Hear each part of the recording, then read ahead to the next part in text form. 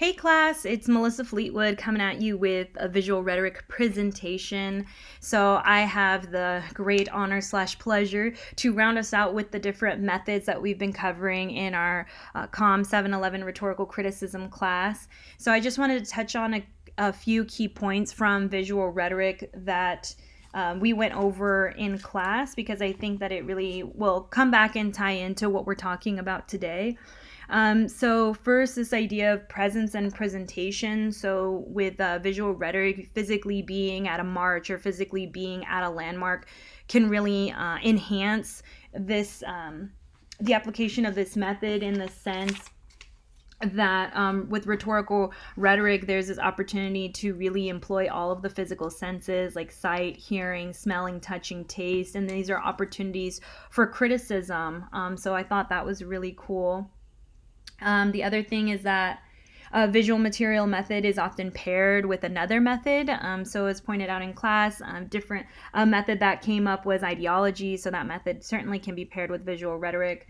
When I apply this method to my artifact, I'm going to touch a little bit on maybe either a feminist critique or pairing with the feminist method and possibly pairing with a dramatism method. So we'll get into a couple examples within the artifact I used. And then material can shape and guide how something is seen. So I'm going to come back to that as well when I'm talking about my artifact. Because it's a dance, and so there was a lot that I took away from just visually seeing the dance and my interpretation with regards to the costumes, the lighting, and the dance movements themselves. So without further ado, let's go ahead and get into it. All right, so I wanted to start with an overview. This quote comes from the second article that I'll go into. It states, "We elected to focus on rhetorical actions because we believe this is the most useful approach for students of communication and rhetoric. In doing so, we embrace what is now certainly a truism of rhetorical theory, that rhetoric is best characterized broadly as symbolic action, while individual instances of rhetorical practice might differ to the extent that they are more or less contextual, oratorical, or visual. What is common to all rhetorical acts is that they all mobilize symbols to persuade." So that quote came from a book that was written by Lester Olson, Kara Finnegan, and Diana S. Hope in their book Visual Rhetoric, A Reader in Communication and American Culture. So if you're someone that really is curious about this method or at the end of this presentation really like this method, be sure to check out that book to get more information on utilizing this method, applying this method. And another thing that I'll say is that when we go into the second article, the author Lester Olson, I really like it because it goes through some of the uses of visual rhetoric and then the different terms that might be used or different names that visual rhetoric has, which can, if anyone was doing research on visual rhetoric and was struggling to find some articles specifically either using the method or talking about visual rhetoric, it could be hard because of the different names that are used for this method. Okay. Last point I wanted to make on this slide was that this return to symbols. So not only can symbols be used to persuade, but also to argue. As we've seen in other articles or artifacts, symbols have a lot of meaning and a lot of room for interpretation, which is great for the rhetorical scholar. All right, so my first article by Greg Dickinson is Memories for Sale, Nostalgia and the Construction of Identity in Old Pasadena. So this was written in 1997.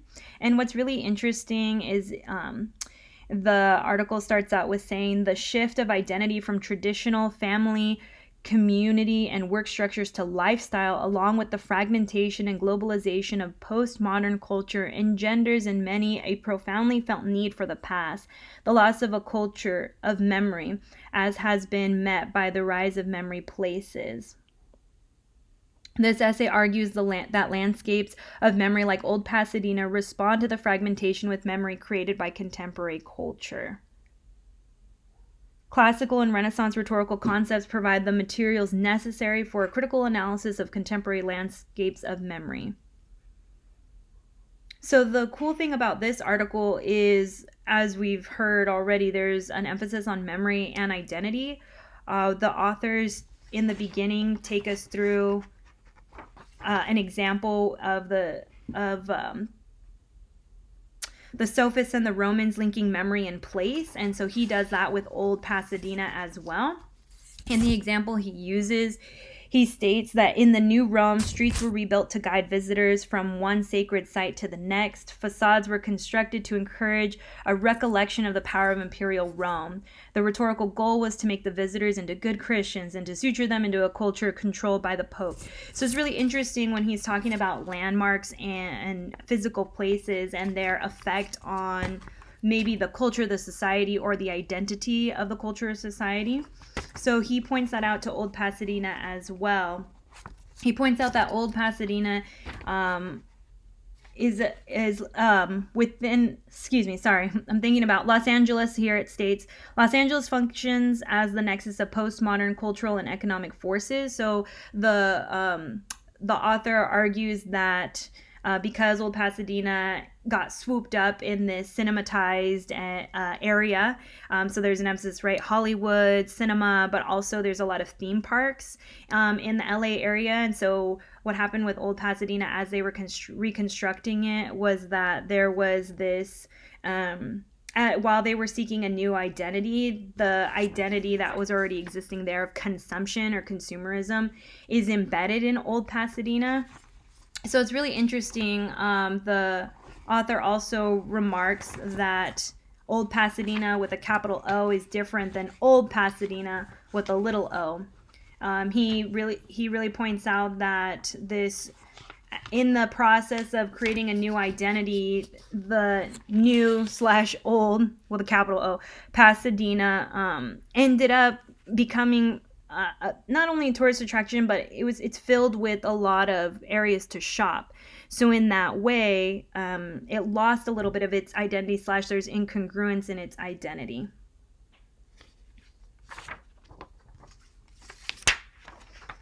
Okay, and I just want to conclude with saying that rhetorical theories of memory link memory to personal identity. Memory, though, also provides the resources and structures for enactment of the self. So in looking for this new identity, part of the identity was taken on from the Los Angeles area. So there's just a little bit of, maybe not caution, but just this realization of, as we are nostalgic and want to hold on to the past, such as the architecture you see in these pictures, holding on to quote unquote Old Pasadena with a little o, while creating the new Old Pasadena with a capital O, there was some identity that was swept up in there that maybe not, like, it's just something to be aware of that can happen. So I thought that was a really cool angle that this author took.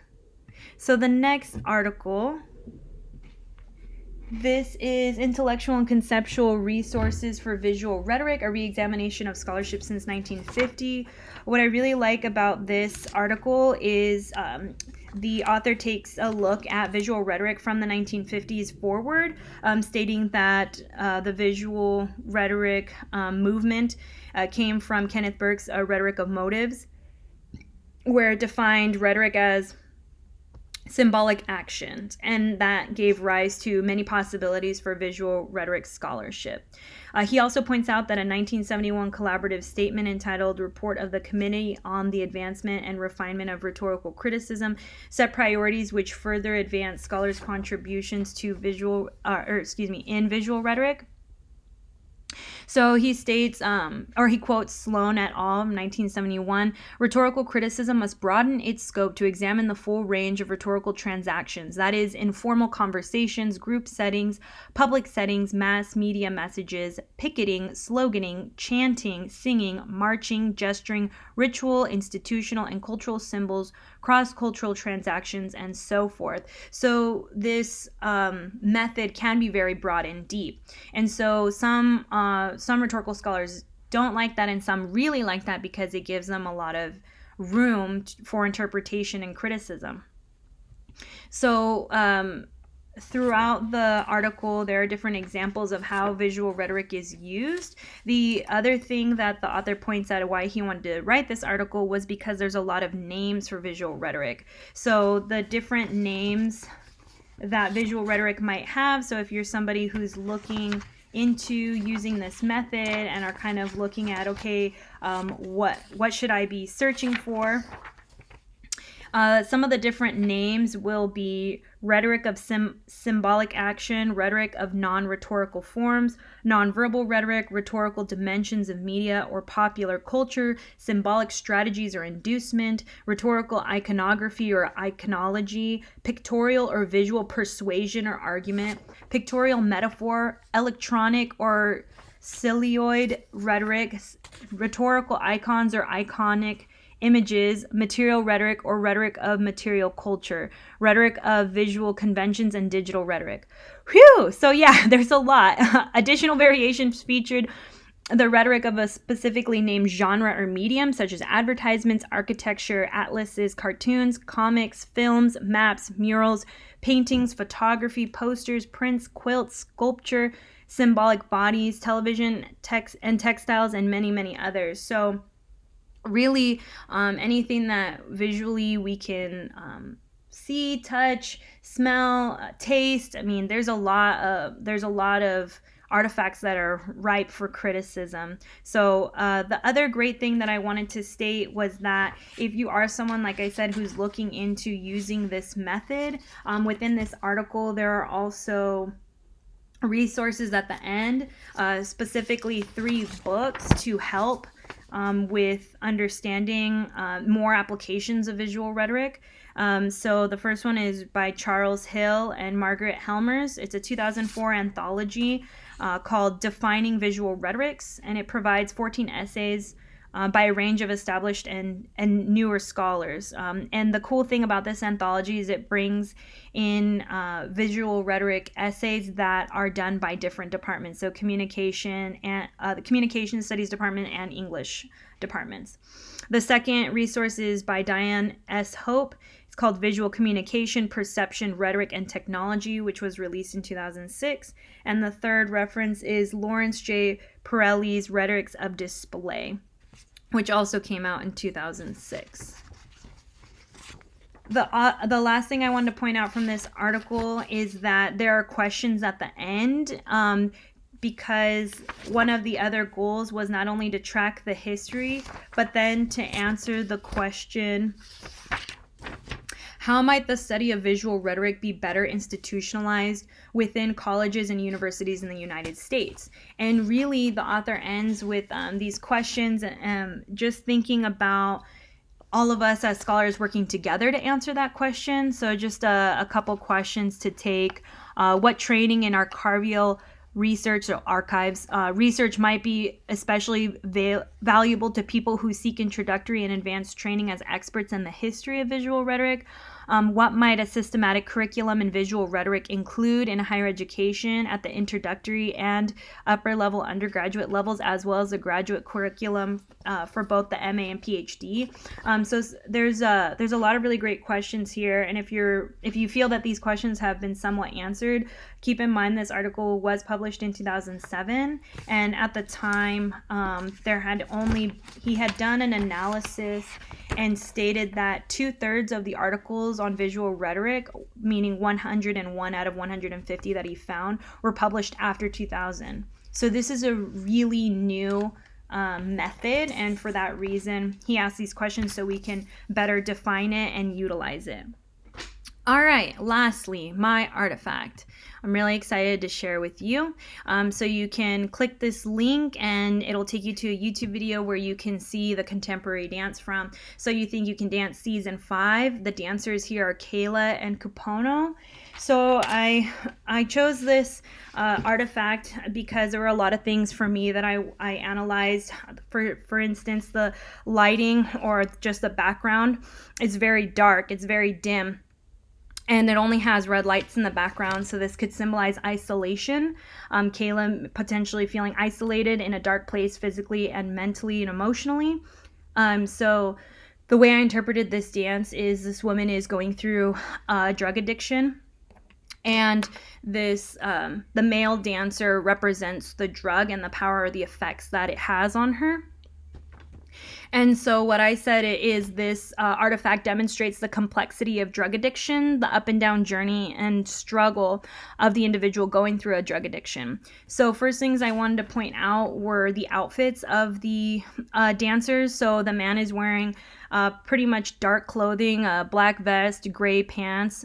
And if you notice, there's red fabric that's hanging from his pants, and I interpreted that as symbolizing the control that he has over Kayla, and or the Kayla as a prisoner. So I wrote that down because to me it was very deep. And the makeup, you can't really see that well here, but if you watch the video and pause, you can see the makeup for him. The eyes are sunken and dark throughout. The characters making different facial expressions. The male characters making different facial expressions, kind of leading to mischievous, almost taking pleasure in seducing or having control over the individual. The outfit that Kayla is wearing is red and it's shredded. So for me, I interpreted this as a long time battle. Maybe she's been struggling with addiction for many years, and this is this dance for me symbolizes that difficult battle, the ups and downs, and just the fierceness of the battle. And when you watch the video, the dancers are in this heated battle. It's a really beautiful dance. And so for me, I also interpreted as red, the color being in danger if she's an intravenous drug user, or I will interpret her as an intravenous drug user. There's blood involved if you're using needles. I also looked at red as to symbolize heat. So there's a heated battle that's going on between these two characters. All right, so next I looked at the lyrics. So the song is titled Gravity by the artist Sarah Bareilles. And so when I had heard the song Gravity outside of this artifact, I thought it to mean maybe like a relationship. And so I still applied this idea of a relationship between the drug and the drug user in this artifact. So there's a lyric that says, something always brings me back to you, it never takes too long. And that's the opening lyric to the dance. And so one of the first movements is the male character using his hand or even like two fingers to really like almost like a snake, wiggle his arm up and then strike the female dancer. And so for me, I interpreted that as a poison entering her. The first movements appears like the first effects of a drug, as if the individual doesn't have control and the drug is controlling her. You can see that the male dancer is moving her around and she appears, if not helpless, maybe lifeless, just kind of in a trance. There are moments of consciousness, though, where Kayla is trying to escape the hold, but the drug, through the movements, I interpreted the movements of the other character when she's trying to escape the hold. The other dancer keeps binding her in different ways. At one point, he has her spread. Right here, if you see the her leg from top to bottom, so she's completely spread there, and it looks like he's rubbing his face on her leg, so almost like seducing her. And the lyric is, I stand tall just the way I'm supposed to be, but you're onto me and all over me. So for me, I saw it as like, I am trying my best and I am standing tall, but this drug has me taken over. So when the woman is trying to take off the drug or maybe shake off the effects of the drugs, or maybe even signaling that she's trying to quit the drug, what happens is the drug grabs a different part of her body each time. So if you look in the middle picture, if she pulls the hand off the face, then he grabs the stomach. If she pulls off the stomach, then he grabs her leg. So it's showing that there's a heated battle that's going on. She is then tossed. There's another struggle to break free, but the drug and its effects continue to linger and follow her, and she's in a valiant fight. There's different movements where either one or both characters are falling, and for me, I interpreted that as demonstrating again this up and down journey of battling a drug addiction, for me, the most impacting part is the climax, where the woman is reaching almost as if for air, for help, or even to show strength that she can overcome. So this picture here, she's reaching for the sky, and he's got a strong grip on her, and then she tries with both hands to try and lift herself up, but she can't. The male dancer, symbolizing the drug, forcefully takes hold of her arm as she reaches up. She then tries to use her other arm to resist, but he's too strong. Her facial expression shows her pain and shame. Potentially here she's trying to quit or trying to break free of this drug, but continues to fail. She is then caught in a trance and appears helpless. The dancer slash drug grabs her neck, and you'll see that right here, as if to strangle her. And after that, she breaks from it, but it's a very slow breakaway, symbolizing her fatigue. She tries to cry for help, but the drug covers her. You see this, it happens at different parts in the dance, and I interpret that as symbolizing her crying out for help, but nobody coming to her aid, or maybe she is crying and nobody can hear her. She tries to remove the hand and faces away from the drug, standing still as if paralyzed. The scene ends with the dancer, the male dancer representing the drug, smiling as if to say he still has a hold on her. So for me, some things that popped out were identification. So if somebody who has struggled with a drug addiction or has ever helped a loved one with a drug addiction. I know for me, when I worked in the HIV/AIDS community, I worked with a lot of intravenous drug users, and I identified very strongly with this dance, as I would see a lot of drug users coming in and out of my door and telling me their different struggles, and I really understood the battle that they were going through. So for me, there was a form of identification there. Another could be this dance allowing the viewer to potentially break down stigma if they understand and maybe interpret this dance the way I did, and see that there is this valiant battle, this really intense, strong battle that the user is going through to break free, and understand how much control or lingering effects that the drug has on this individual, can potentially empathize with the drug user more, to say, hey, maybe it's not all on the individual. So with that, a method that could be applied to this, or maybe even just a feminist critique, a feminism method could be used here.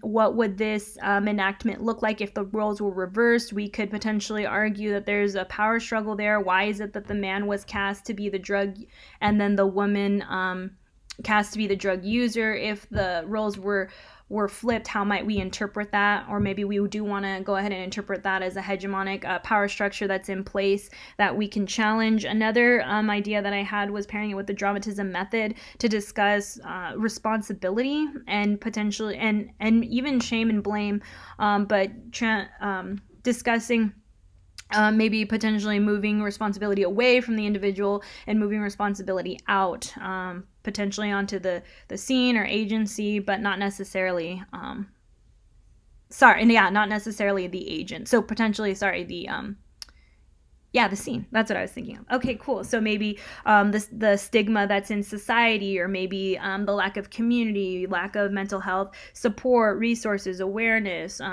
So there's a lot of different things that we can talk about with regards to responsibility.